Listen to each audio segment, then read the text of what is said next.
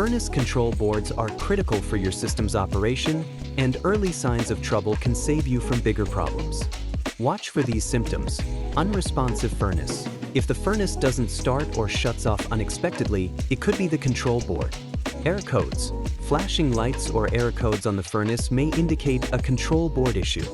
Strange sounds. Clicking or buzzing noises can signal electrical problems. Short cycles. The furnace turning on and off too quickly might point to control board failure. If you notice these issues, call Gutierrez Brothers HVAC for a professional inspection.